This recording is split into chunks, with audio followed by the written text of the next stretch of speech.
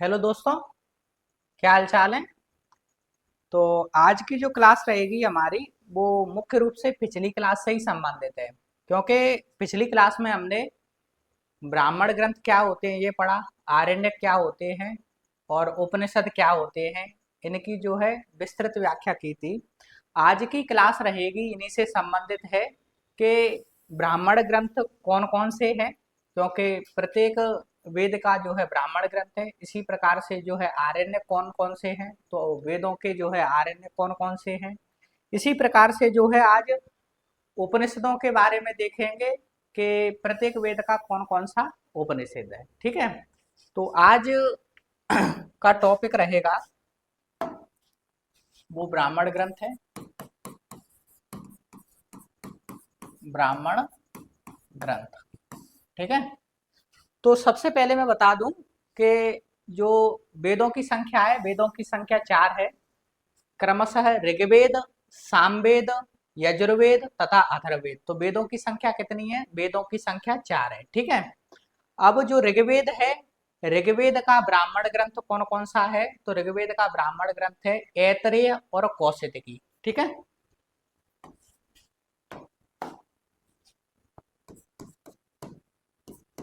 ऋग्वेद और ऋग्वेद का ब्राह्मण ग्रंथ कौन कौन से हैं?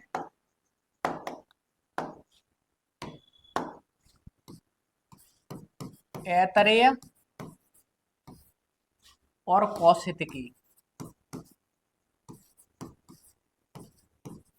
तो ऐतरेय और कौशितकी को ही जो है संखायन कहा जाता है। कौशितकी को ही क्या कहा जाता है? संखायन। तो ऋग्वेद के दो ब्राह्मण ग्रंथ हैं। ऋग्वेद के कितने ब्राह्मण ग्रंथ हैं? तो ऋग्वेद के दो ब्राह्मण ग्रंथ हैं, ऐतरेय और कौशितकी। ठीक है, इसी प्रकार से जो है सामवेद के ब्राह्मण ग्रंथ देखते हैं। किसके? सामवेद के।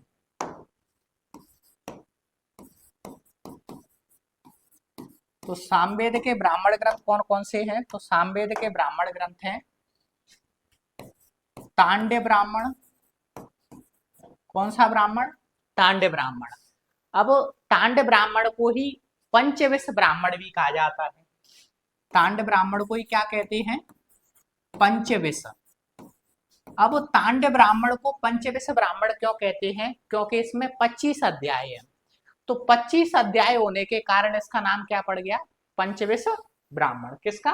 तांड्य ब्राह्मण का। ठीक है, अब जो तांड्य ब्राह्मण है, इसी को जो है प्रौढ़ ब्राह्मण भी कहते हैं। क्या कहते हैं? प्रौढ़ ब्राह्मण। अब प्रौढ़ ब्राह्मण क्यों कहते हैं?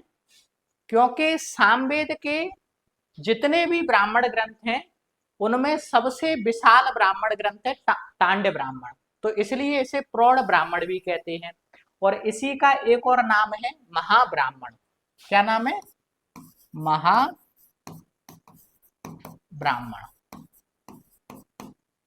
महाब्राह्मण। ठीक है, तो ये एक ही ब्राह्मण ग्रंथ है ये। तांड्य ब्राह्मण या पंचविश ब्राह्मण या प्रौढ़ ब्राह्मण या महाब्राह्मण। ठीक है, ये एक ही है, अलग अलग नहीं है। ये तांड्य ब्राह्मण को ही जो है पंचविश ब्राह्मण कहते हैं, पंचविश ब्राह्मण को ही जो है प्रौढ़ ब्राह्मण कहते हैं, और प्रौढ़ ब्राह्मण को ही जो है महाब्राह्मण कहते हैं। ठीक है, या हम कहें कि तांड्य ब्राह्मण के जो है पंचविश, प्रौढ़ और महाब्राह्मण नाम है। ठीक है, इसके बाद हम देखें कि जो सामवेद है, और सामवेद का जो अगला ब्राह्मण है वो है षड्विश या अद्भुत। ठीक है, तो अगला क्या है इसका? जो कॉमा लगा है, अगला। तो षड्विश, और षड्विश का ही एक और नाम है अद्भुत।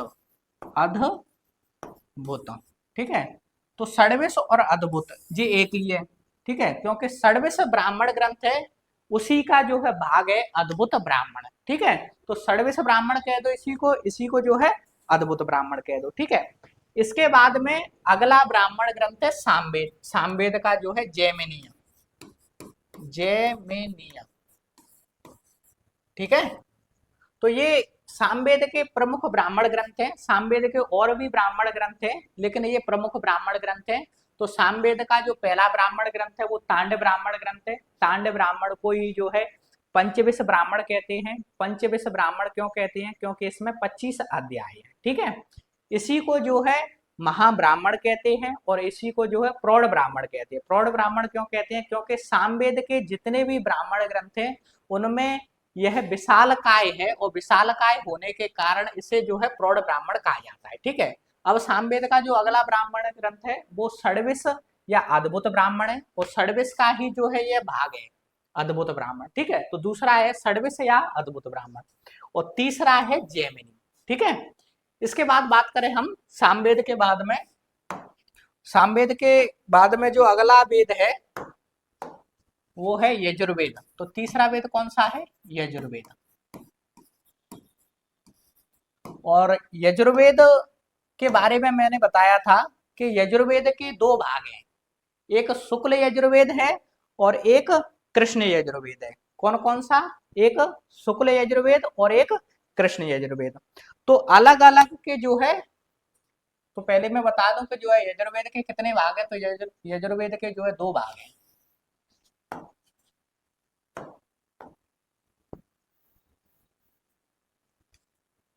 यजुर्वेद के कितने भाग हैं? तो यजुर्वेद के जो है दो भाग हैं। एक है शुक्ल यजुर्वेद, एक क्या है? शुक्ल यजुर्वेद, और एक है कृष्ण यजुर्वेद। एक क्या है? कृष्ण यजुर्वेद। तो ये भाग है, क्या है ये भाग है, शुक्ल यजुर्वेद और कृष्ण यजुर्वेद। अब जो शुक्ल यजुर्वेद का ब्राह्मण ग्रंथ है वह है शतपथ ब्राह्मण ग्रंथ। क्या है? शतपथ ब्राह्मण ग्रंथ। शुक्ल यजुर्वेद का ब्राह्मण ग्रंथ क्या है? शुक्ल यजुर्वेद का ब्राह्मण ग्रंथ है शतपथ ब्राह्मण ग्रंथ। तो शतपथ ब्राह्मण है, शतपथ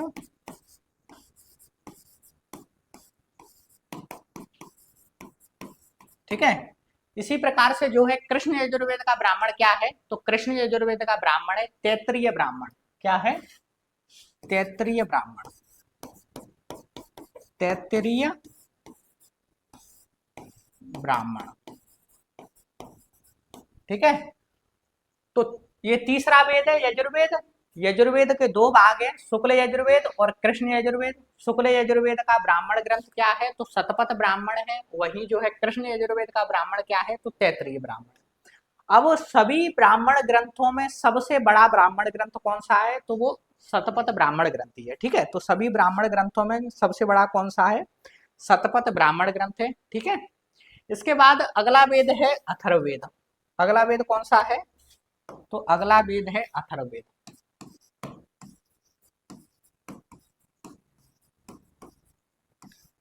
और अथर्ववेद का एकमात्र ब्राह्मण ग्रंथ है और उसका नाम है गोपथ ब्राह्मण।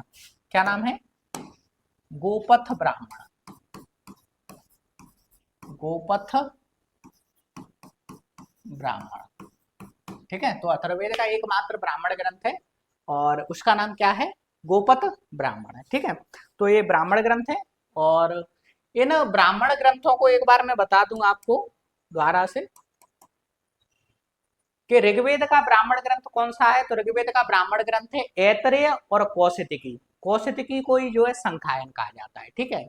अब सामवेद का ब्राह्मण ग्रंथ क्या है? तो सामवेद का ब्राह्मण ग्रंथ है तांड्य ब्राह्मण और तांड्य ब्राह्मण को ही जो है प्रौढ़ ब्राह्मण कहा जाता है। प्रौढ़ ब्राह्मण क्यों कहा जाता है? क्योंकि ये सामवेद के सभी ब्राह्मण ग्रंथों में विशालकाय है, इसलिए इसे जो है प्रौढ़ ब्राह्मण भी कहा जाता है, ठीक है। इसी को महाब्राह्मण भी कहा जाता है। तो इसका कितने नाम हो गए तांड ब्राह्मण के? पंचविश ब्राह्मण भी कहते हैं, इसी को जो है प्रौढ़ ब्राह्मण कहते हैं, इसी को जो है महाब्राह्मण कहते हैं, ठीक है। अब अगला सामवेद का जो ब्राह्मण ग्रंथ है वो षड्विश या अद्भुत ब्राह्मण है। षड्विश का ही भाग क्या है? अद्भुत है, ठीक है। और जो तीसरा ब्राह्मण ग्रंथ है वो जैमिनी है, ठीक है। अब सामवेद के और भी ब्राह्मण ग्रंथ है लेकिन ये महत्वपूर्ण ब्राह्मण ग्रंथ है, ठीक है। इसके बाद बात करें हम यजुर्वेद की, तो यजुर्वेद के दो भाग हैं, शुक्ल यजुर्वेद और कृष्ण यजुर्वेद। शुक्ल यजुर्वेद का जो ब्राह्मण ग्रंथ है वो कौन सा ब्राह्मण ग्रंथ है शुक्ल यजुर्वेद का? तो वो है शतपथ ब्राह्मण, ठीक है। और कृष्ण यजुर्वेद का जो ब्राह्मण ग्रंथ है वो है तैत्तिरीय ब्राह्मण ग्रंथ। ठीक है, इसके बाद जो अगला ब्राह्मण ग्रंथ है वो है गोपथ ब्राह्मण। ठीक है, और इसके जो प्रवचन करता थे वो गोपथ ऋषि थे। ठीक है, तो इसके जो प्रवचन करता है वो गोपथ ऋषि थे। ठीक है, इसी प्रकार से जो ऐतरेय ब्राह्मण के प्रवचन करता देखे हम, या ऐतरेय ब्राह्मण के जो ऐतरेय ब्राह्मण है, ऐतरेय ब्राह्मण के रचयिता कौन थे, तो महिदास ऐतरेय। ठीक है, ऐतरेय ब्राह्मण के रचयिता कौन थे, तो ऐतरेय ब्राह्मण के रचयिता महिदास ऐतरेय। अब इस ऐतरेय ब्राह्मण का नाम ऐतरेय क्यों पड़ा था, क्योंकि जो महिदास थे, महिदास की माँ या पिता का नाम इतरा था। क्या नाम था, इतरा। ठीक है, तो उसके नाम पर इस ब्राह्मण का नाम क्या पड़ा, तो ऐतरेय ब्राह्मण पड़ा। ठीक है, तो कुछ लोग जो है इतरा को उनकी माँ का नाम बताते हैं, कुछ लोग जो है उसके पिता का नाम बताते हैं इतरा को। तो महिदास के माँ या पिता कौन थे, इतरा, उसी के नाम पर जो है ऐतरेय ब्राह्मण का नाम पड़ा था। ठीक है, और उसी प्रकार से जो है शतपथ ब्राह्मण है, शतपथ ब्राह्मण के जो लेखक हैं वो याज्ञवल्क्य हैं। शतपथ ब्राह्मण के लेखक कौन है, तो शतपथ ब्राह्मण के लेखक हैं वो याज्ञवल्क्य है। ठीक है, और अथर्ववेद का एकमात्र ब्राह्मण ग्रंथ है गोपथ, और गोपथ के प्रवचन करता कौन है, तो गोपथ ऋषि है। ठीक है, इसके बाद हम बात करें जो सबसे महत्वपूर्ण ब्राह्मण ग्रंथ है वो है शतपथ ब्राह्मण ग्रंथ। ठीक है, क्योंकि ये सभी ब्राह्मण ग्रंथों में सबसे बड़ा है, तो सबसे पहले हम चर्चा करेंगे शतपथ ब्राह्मण ग्रंथ की। किसकी, शतपथ ब्राह्मण की।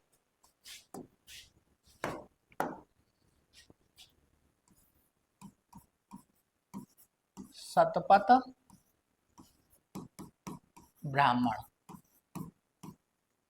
ठीक है, तो जो शतपथ ब्राह्मण है, शतपथ ब्राह्मण सभी ब्राह्मण ग्रंथों में सबसे प्राचीन है और सबसे बड़ा ब्राह्मण ग्रंथ है। ठीक है, तो जो शतपथ ब्राह्मण ग्रंथ है वो सभी ब्राह्मण ग्रंथों में सबसे प्राचीन और बड़ा ब्राह्मण ग्रंथ है।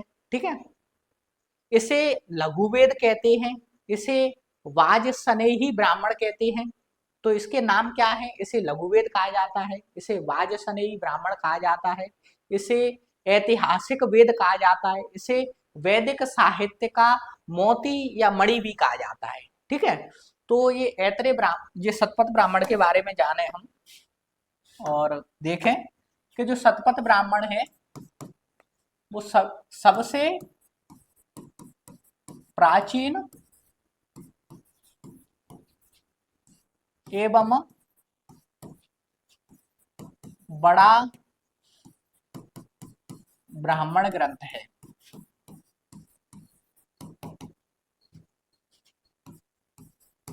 तो सभी ब्राह्मण ग्रंथों में, चाहे ऋग्वेद के हो, चाहे सामवेद, चाहे यजुर्वेद, चाहे अथर्ववेद, तो सभी ब्राह्मण ग्रंथों में यह सबसे प्राचीन है और सबसे बड़ा ग्रंथ है। ठीक है, कौन सा, शतपथ ब्राह्मण ग्रंथ।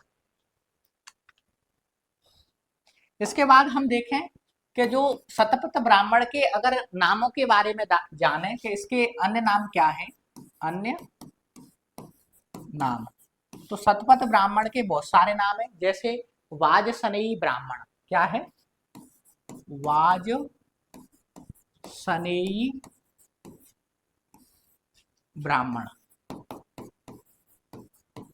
ठीक है, तो एक वाजसनेयी ब्राह्मण है, इसे लघुवेद भी कहते हैं। ठीक है, लघुवेद, इसे क्या कहा जाता है, इसे लघुवेद भी कहा जाता है। ठीक है, और क्या नाम है इसका, शतपथ ब्राह्मण का, तो इसे ऐतिहासिक वेद भी कहते हैं, ऐतिहासिक, ऐतिहासिक वेद भी कहते हैं। ठीक है, तो शतपथ ब्राह्मण को ऐतिहासिक वेद भी कहते हैं। इसे वैदिक साहित्य का मोती या मणि भी कहा जाता है, वैदिक साहित्य का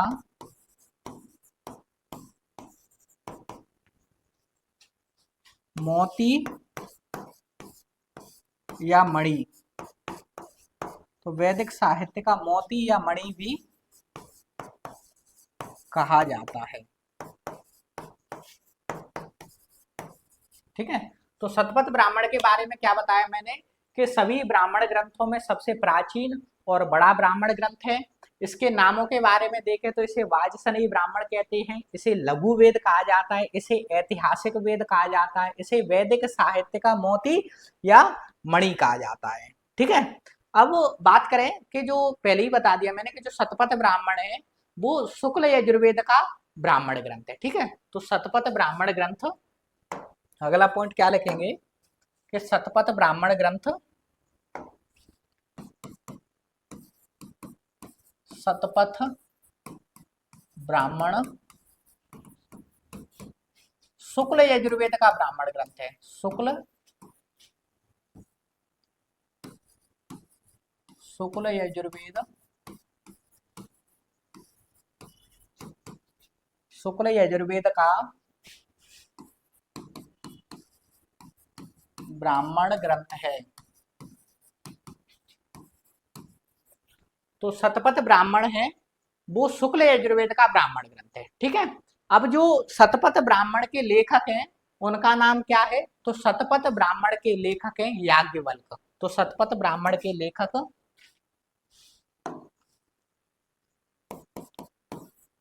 शतपथ ब्राह्मण के लेखक याज्ञवल्क थे, याज्ञवल्क्य, तो याज्ञवल्क थे। तो शतपथ ब्राह्मण के लेखक कौन थे दोस्तों, तो शतपथ ब्राह्मण के लेखक थे याज्ञवल्क। ठीक है, इसके बाद बात करें हम कि शतपथ ब्राह्मण में जो है क्या क्या उल्लेख मिलता है। शतपथ ब्राह्मण में जो है क्या क्या उल्लेख मिलता है, तो इसमें जो है कुछ महत्वपूर्ण कथाएं मिलती हैं। तो सबसे पहले उनके बारे में देखते हैं। तो दुष्यंत भरत कथा मिलेगी इसमें। शतपथ ब्राह्मण में क्या मिलेगा, तो दुष्यंत भरत कथा, जल प्लावन की कथा, विदेह माधव की कथा और राम कथा। तो कितनी कथा हो गई, 4 महत्वपूर्ण है। एक है तुम्हारी कौन सी, तो भरत दुष्यंत कथा या दुष्यंत भरत कथा, जल प्लावन की कथा, विदेह माधव की कथा और राम कथा। तो शतपथ ब्राह्मण में किन किन चीजों का उल्लेख मिलता है, तो शतपथ ब्राह्मण में उल्लेख मिलता है, उल्लेख मिलता है। तो किन किन चीजों का उल्लेख मिलता है,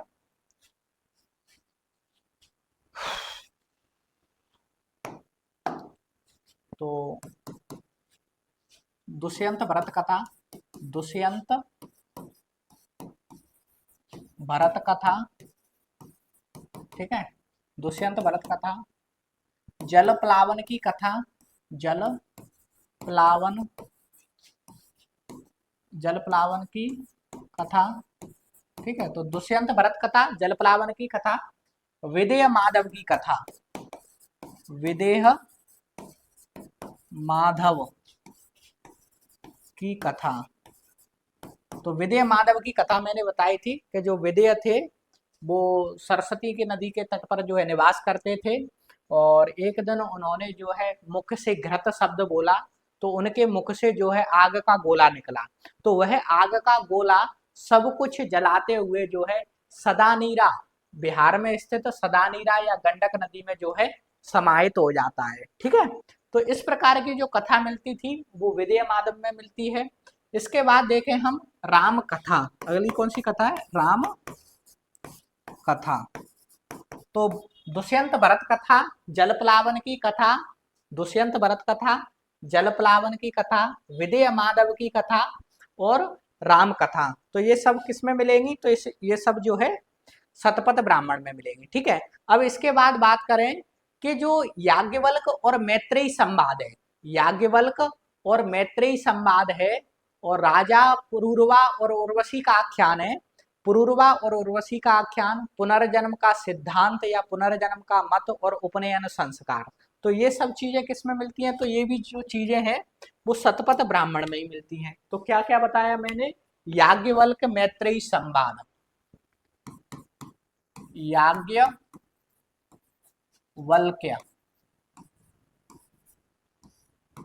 याज्ञवल्क्य मैत्रेयी संवाद।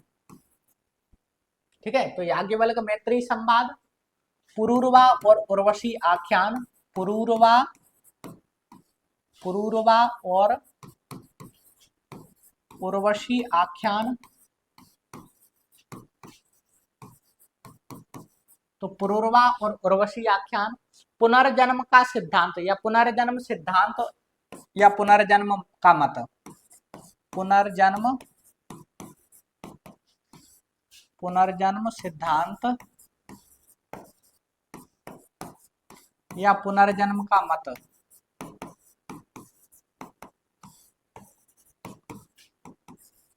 तो पुनर्जन्म सिद्धांत या पुनर्जन्म का मत भी कहाँ मिलेगा, तो शतपथ ब्राह्मण में मिलता है। ठीक है, अब एक और चीज बता दूं मैं कि याज्ञवल्क मैत्री संवाद है, वो याज्ञवल्क मैत्री संवाद जो है बृहदारण्यक उपनिषद में भी मिलेगा। किस उपनिषद में मिलेगा, बृहदारण्यक उपनिषद में भी मिलता है। ठीक है, तो याज्ञवल्क मैत्री संवाद है वो शतपथ ब्राह्मण में भी मिलता है और बृहदारण्यक उपनिषद में भी मिलता है। ठीक है, इसके बाद हम आगे देखें कि उपनयन संस्कार मिलेगा। ठीक है, तो उपनयन संस्कार का भी उल्लेख मिलता है यहाँ शतपथ ब्राह्मण में। उपनयन संस्कार, उपनयन उपनयन संस्कार। ठीक है, तो उपनयन संस्कार मिलेगा। सर्वप्रथम अस्पृश्य शब्द का प्रयोग। ठीक है, तो शतपथ ब्राह्मण में ही सर्वप्रथम अस्पृश्य शब्द का प्रयोग मिलता है। तो सर्वप्रथम सर्वप्रथम सर्वप्रथम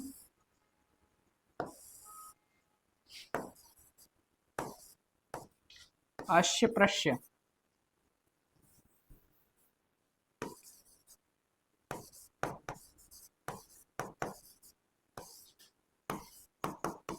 तो सर्वप्रथम अस्पृश्य शब्द का प्रयोग भी जो है किसमें मिलता है, तो शतपथ ब्राह्मण में मिलता है। इसके बाद बात करें हम कि कृषि की सभी प्रक्रियाओं का जो है उल्लेख मिलता है इसमें, या कृषि की सभी प्रक्रियाओं का वर्णन शतपथ ब्राह्मण में किया गया है। कृषि की सभी प्रक्रिया कौन कौन सी होती हैं, जैसे जुताई, बुआई, कटाई और मड़ाई। ठीक है, तो कौन कौन सी है कृषि की प्रक्रिया, जुताई, बुआई, कटाई और मड़ाई। क्योंकि जुताई होती है सबसे पहले, जुताई के बाद बुआई, बुआई के बाद कटाई और कटाई के बाद मड़ाई।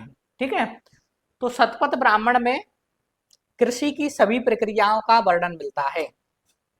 तो कृषि की सभी प्रक्रियाओं का वर्णन, कृषि की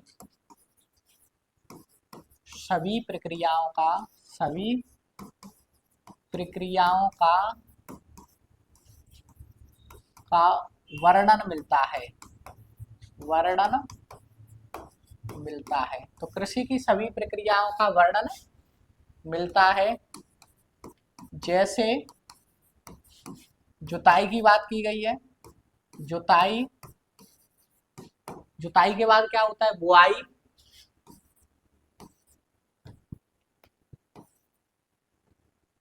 जुताई के बाद क्या है, बुआई, फिर कटाई और कटाई के बाद में मड़ाई। ठीक है, तो कृषि की सभी प्रक्रियाओं का वर्णन जो है शतपथ ब्राह्मण में मिलता है, जैसे जुताई, बुआई, कटाई और मड़ाई। ठीक है, इसके बाद बात करें कि जो हल्के संबंध में वर्णन भी मिलता है, क्या मिलता है, हल्के संबंध में वर्णन। ठीक है, तो शतपथ ब्राह्मण में हल्के संबंध में वर्णन मिलता है, हल्के संबंध, हल्के संबंध में वर्णन है शतपथ ब्राह्मण। ठीक है, और शतपथ ब्राह्मण के अनुसार, शतपथ ब्राह्मण के अनुसार राजा जनक ने स्वयं हल्का फाल अपने हाथों में पकड़ा था। ठीक है, तो ये शतपथ ब्राह्मण में जो है मिलता है कि राजा जनक हैं और राजा जनक ने स्वयं हल्का फाल अपने हाथों से पकड़ा था। ठीक है, तो शतपथ ब्राह्मण के अनुसार, शतपथ ब्राह्मण के अनुसार राजा जनक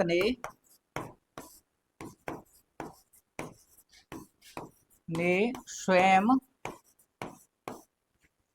हल्का फाल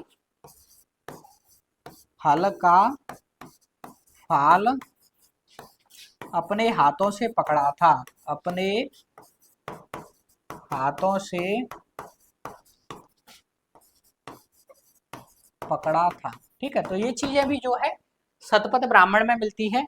इसके बाद बात करें जो कुशीदिन शब्द है, कुशीदिन, कुशीदिन का अर्थ होता है ऋण देने वाला। जैसे कुशीद शब्द है, कुशीद शब्द जो है तैतरीय संहिता में मिलता है, कुशीद शब्द है वो तैतरीय संहिता में मिलता है, जबकि जो कुशीदिन शब्द है वो शतपथ ब्राह्मण में मिलता है। कुशीद शब्द का अर्थ है ऋण, और कुशीदिन का अर्थ है ऋण देने वाला। ठीक है, ऋण देने वाला कौन होता है? महाजन, जिसे क्या कहा जाता है? महाजन। तो एक प्रकार से जो है महाजनी प्रथा जो देखने को मिल रही है वो उत्तर वैदिक काल में मिल रही है, क्योंकि जो है ब्राह्मण जो है ऋग्वेद के अलावा जो भी जो है ग्रंथ है वैदिक साहित्य के, जैसे सामवेद है, यजुर्वेद है, अथर्ववेद है, ब्राह्मण है, आरण्यक और उपनिषद है, ये सभी जो है उत्तर वैदिक काल में आते हैं। तो जो है महाजनी प्रथा जो है उत्तर वैदिक काल में जो है देखने को मिल रही है। ठीक है, तो इस प्रकार से जो है आगे देखते हैं हम कि जो कुशीद शब्द है, यहां नोट करके लिख लो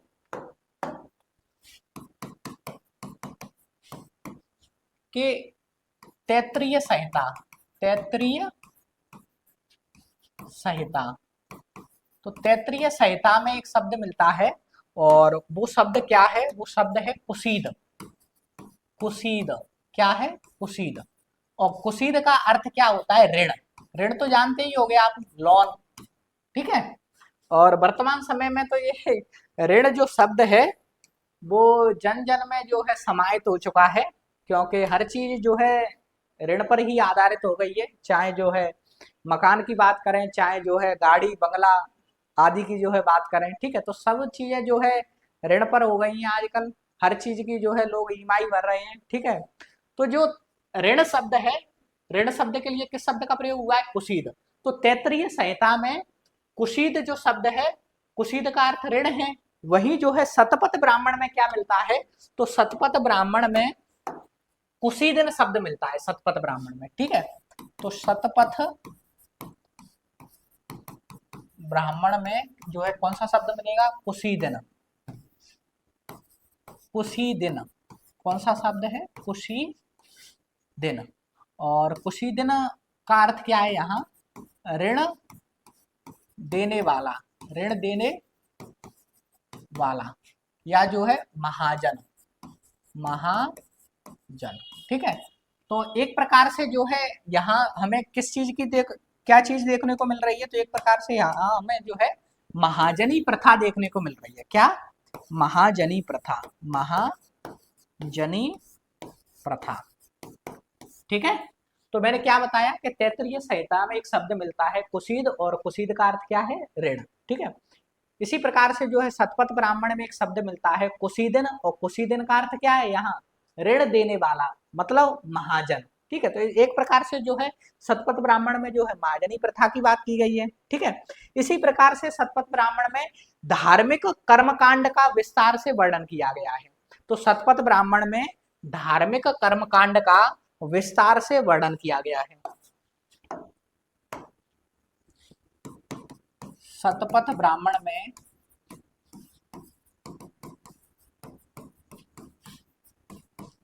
धार्मिक कर्मकांड का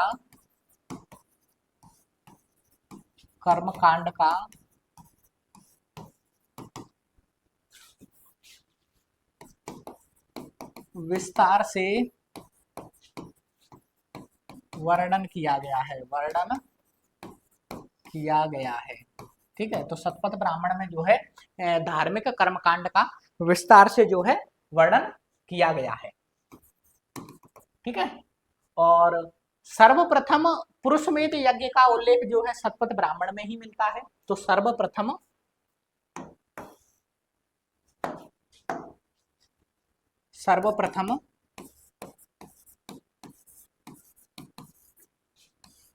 पुरुषमेध यज्ञ,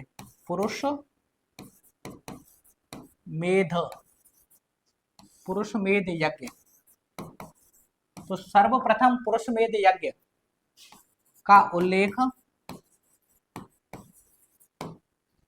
तो सर्वप्रथम पुरुषमेध यज्ञ का जो है उल्लेख कहाँ मिलेगा, तो वो शतपथ ब्राह्मण में मिलता है। ठीक है, राजसूय यज्ञ का विस्तृत वर्णन भी मिलता है। ठीक है, तो यहाँ जो है राजसूय यज्ञ का भी विस्तृत वर्णन मिलता है कहाँ, शतपथ ब्राह्मण में। ठीक है, तो राजसूय पुरुषमेध यज्ञ क्या होता है, राजसूय यज्ञ क्या होता है, इनके बारे में जो है विस्तृत से व्याख्या करेंगे अपन जो अगली क्लासों में। ठीक है, तो यहाँ जो है मेन फोकस शतपथ ब्राह्मण पे रखो आप, कि शतपथ ब्राह्मण में धार्मिक कर्मकांडों का विस्तार से वर्णन किया गया है। सर्वप्रथम पुरुषमेध यज्ञ का वर्णन किया गया है यहाँ, और राजसूय यज्ञ का भी उल्लेख मिलता है, राजसूय यज्ञ का विस्तृत वर्णन मिलता है, राजसूय यज्ञ का विस्तृत वर्णन मिलता है कहाँ, शतपथ ब्राह्मण, विस्तृत वर्णन मिलता है। ठीक है, तो राजसूय यज्ञ का जो है विस्तृत वर्णन मिलता है, और राजसूय यज्ञ का वर्णन जो है हमें जो है ऐतरेय ब्राह्मण में भी देखने को मिलेगा, जहां जो है राजा, राजसूय यज्ञ होता है वो राजा के राज्याभिषेक से संबंधित होता है। तो जो राजा से संबंधित जो भी चीजें हैं वो हमें कहाँ देखने को मिलती हैं, वो हमें ऐतरेय ब्राह्मण में मिलती है। तो इसके बाद में जो शतपथ ब्राह्मण है, शतपथ ब्राह्मण के बाद में अगला टॉपिक जो है ऐतरेय ब्राह्मण को ही रखेंगे हम। ठीक है, तो राजसूय यज्ञ का विस्तृत वर्णन किया गया है यहाँ, राजसूय यज्ञ का विस्तृत वर्णन किया गया है कहाँ, शतपथ ब्राह्मण में। ठीक है, इसके बाद हम आगे देखें कि 12 रत्नों का उल्लेख प्राप्त होता है कहाँ, शतपथ ब्राह्मण में। तो 12 रत्नों का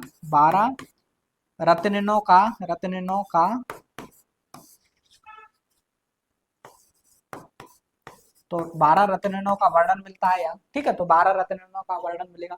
इसी के साथ शतपथ ब्राह्मण में पत्नी को पति की अर्धांगिनी कहा गया है। ठीक है, तो ये इस प्रकार के क्वेश्चन काफी पूछे जाते हैं कि किस में जो है पत्नी को पति की अर्धांगिनी कहा गया है, तो आप बताओगे कि शतपथ ब्राह्मण में कहा गया है। तो शतपथ ब्राह्मण में ही जो है पत्नी को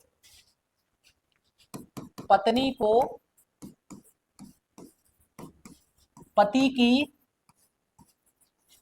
अर्धांगिनी कहा गया है, अर्धांगिनी।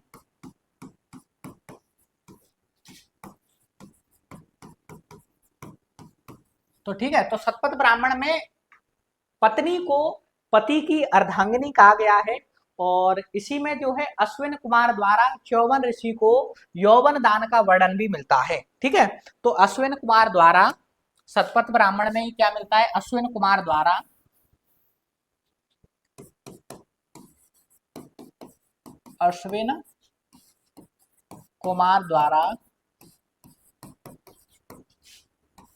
च्यवन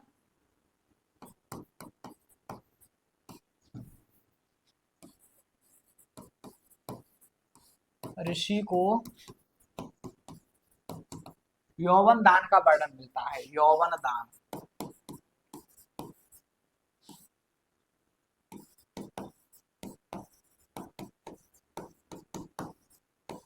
ठीक है, तो अश्विन कुमार द्वारा च्यवन ऋषि को जो है यौवन दान का वर्णन कहाँ मिलता है, तो च्यवन ऋषि को, च्यवन है, च्यवन, तो च्यवन ऋषि को यौवन दान का वर्णन जो है शतपथ ब्राह्मण में ही मिलता है। इसके बाद देखें जो काम्पिल्य नगरी है, काम्पिल्य नगरी का भी उल्लेख कहाँ मिलता है, तो काम्पिल्य नगरी का भी उल्लेख शतपथ ब्राह्मण में मिलता है। और जो काम्पिल्य है वो पांचाल जनपद की राजधानी थी दोस्तों। काम्पिल्य किसकी राजधानी थी, तो पांचाल जनपद की राजधानी थी। तो शतपथ ब्राह्मण में पांचाल जनपद की राजधानी काम्पिल्य का उल्लेख भी मिलता है। ठीक है, तो काम्पिल्य का उल्लेख मिलता है। तो शतपथ ब्राह्मण में किसका उल्लेख मिलता है, काम्पिल्य का। तो काम्पिल्य नगरी, काम्पिल्य नगरी, और काम्पिल्य नगरी किसकी राजधानी थी, तो जो है पांचाल जनपद की।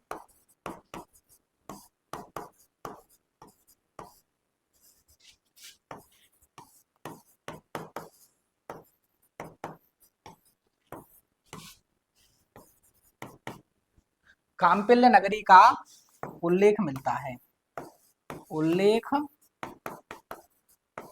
मिलता है। ठीक है, तो काम्पिल्य नगरी का उल्लेख मिलता है। इसके बाद बात करें कि जो शतपथ ब्राह्मण में वैश्यों को अनश्य बलीकृत तथा अनश्याद्य कहा गया है, अनश्य बलीकृत तथा अनश्याद्य कहा गया है। ठीक है, तो शतपथ ब्राह्मण में शतपथ ब्राह्मण में वैश्यों को, शतपथ ब्राह्मण में वैश्यों को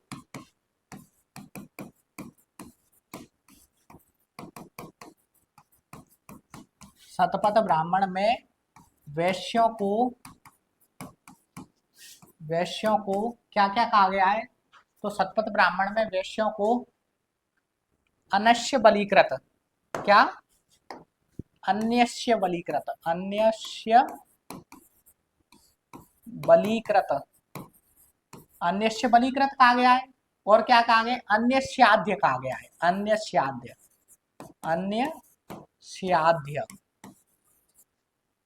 ठीक है। तो अन्यस्य बलीकृत तथा अन्यस्याद्य कहा गया है, कहा गया है। तो शतपथ ब्राह्मण में ही जो है वैश्यों को अन्यस्य बलीकृत तथा अन्यस्याद्य कहा गया है। और यहाँ अन्यस्य बलीकृत का अर्थ होता है दूसरों को बलि देने वाला, बलि मतलब टैक्स देने वाला, कर देने वाला। तो यहाँ अन्यस्य बलीकृत का अर्थ क्या है? तो यहाँ अन्यस्य बलीकृत का अर्थ है दूसरों को बलि देने वाला, दूसरों को बलि देने वाला, ठीक है। तो मैं आगे बताऊंगा आगे की क्लासों में कि जो ऋग्वैदिक काल में बलि है वो बलि एक स्वेच्छाकारी कर था, आपकी मर्जी हो तो दो और मर्जी नहीं है तो मत दो, ठीक है। इसी प्रकार से जो है बलि उत्तर वैदिक काल में जो है अनिवार्य कर हो जाता है, लेकिन जो है फिर वो है नाम मात्र के रूप में लिया जाता था, ठीक है। तो इस प्रकार से जो है उत्तर वैदिक काल में के रूप में ही कहा गया है कि शतपथ ब्राह्मण में वैश्यों को अन्यस्य बलीकृत, अन्यस्य बलीकृत का अर्थ क्या है? दूसरों को बलि देने वाला, मतलब दूसरों को टैक्स देने वाला। वैसे जो है किनको टैक्स देते थे? तो वैसे जो है क्षत्रियों को टैक्स देते थे, मतलब क्षत्रिय कौन होते थे? राजा लोग होते थे, तो उनको टैक्स देते थे। ब्राह्मणों को जो है टैक्स देते थे, तो ब्राह्मणों को जो है दान दक्षिणा देते हैं कि नहीं? तो जो है राजा को भी टैक्स दे रहा है वो, और जो है मतलब क्षत्रिय को भी टैक्स दे रहा है और ब्राह्मणों को भी टैक्स दे रहा है, ठीक है। तो इसलिए जो है शतपथ ब्राह्मण में वैश्यों को अन्यस्य बलीकृत कहा गया है, मतलब दूसरों को बलि देने वाला, ठीक है। इसी प्रकार से शतपथ ब्राह्मण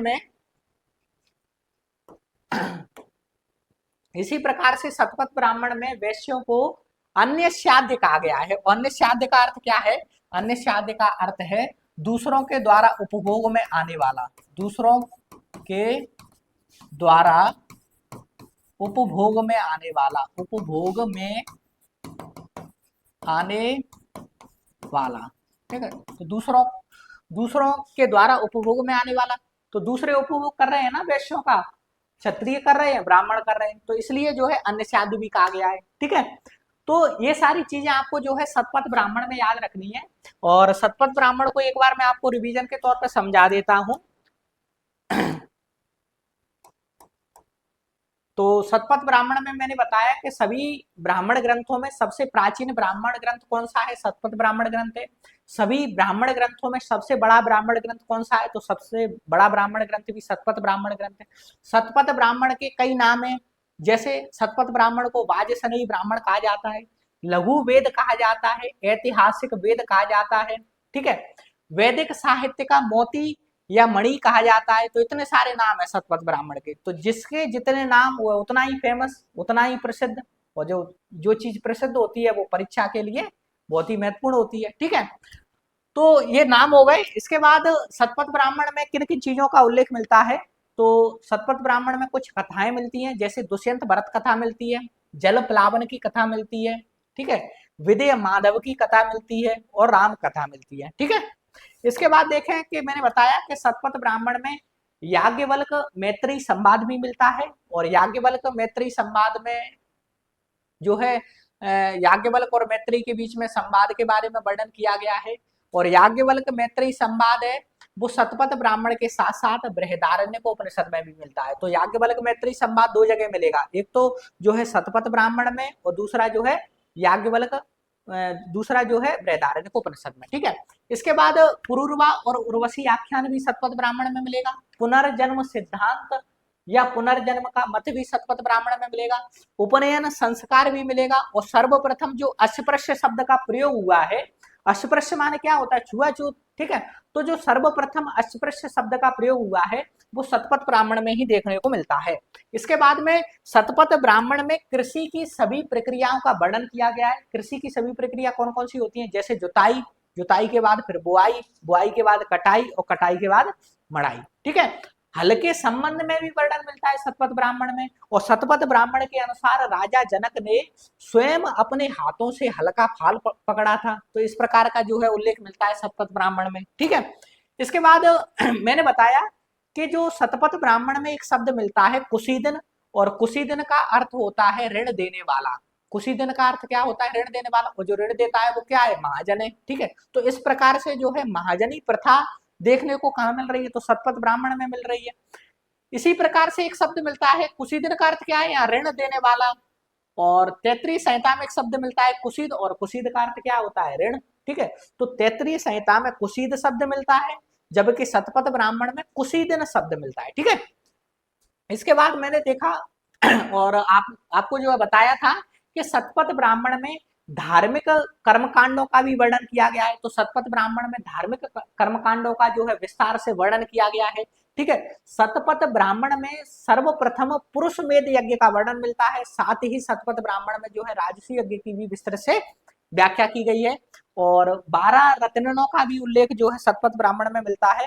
ठीक है, 12 रत्नों का उल्लेख भी शतपथ ब्राह्मण में मिलता है। इसके बाद शतपथ ब्राह्मण में पत्नी को पति की अर्धांगिनी कहा गया है। शतपथ ब्राह्मण में पत्नी को क्या कहा गया है, तो पत्नी को पति की अर्धांगिनी कहा गया है। और अश्विन, इसी के बाद में जो है देखें कि अश्विन कुमार द्वारा चौवन ऋषि को जो है यौवन दान का वर्णन कहाँ मिलता है, तो अश्विन कुमार द्वारा चौवन ऋषि को यौवन दान का वर्णन भी शतपथ ब्राह्मण में मिलता है। और शतपथ ब्राह्मण में काम्पिल्य नगरी का भी उल्लेख मिलता है, और जो काम्पिल्य नगरी है वो पांचाल जनपद की राजधानी थी। ठीक है, जो उत्तर वैदिक काल में सर्वाधिक शक्तिशाली जो है जनपद हुआ करती थी, पांचाल जनपद। इसके बाद में देखा मैंने कि जो है शतपथ ब्राह्मण में वैश्यों को अनिश्चय बलिकृत कहा गया है, अन्य साध्य कहा गया है। अनिश्चय बलिकृत का अर्थ क्या होता है, दूसरों को बलि देने वाला। यहाँ बलि का अर्थ बिल्कुल नहीं है कि जो है बकरा काट दिया बलि दे दी, मनुष्य की जो है बलि दे दी। यहाँ बलि का अर्थ क्या है, तो बलि का अर्थ है टैक्स है। तो ऋग्वैदिक काल में जो बलि था या कर था वो स्वेच्छाकारी कर था। आपकी मर्जी है, मर्जी हो तो दो, ना तो मत दो, कोई मतलब स्वेच्छाकारी करे एक प्रकार से बलि। और शतपथ ब्राह्मण में ही वैश्यों को अन्य साध्य कहा गया है। अन्य साध्य का अर्थ है दूसरों के द्वारा उपभोग करने वाला, दूसरों के द्वारा उपभोग में आने वाला। यहाँ जो है दूसरों के द्वारा उपभोग मतलब दूसरे कौन कौन उपभोग कर रहे हैं, तो वैश्य जो है ब्राह्मणों को जो है टैक्स दे रहा है, क्षत्रियों को टैक्स दे रहा है। तो इस प्रकार से जो है ब्राह्मण भी उसका उपभोग कर रहे हैं वैश्यों का, और क्षत्रिय भी उपभोग कर रहे हैं वैश्यों का। ठीक है,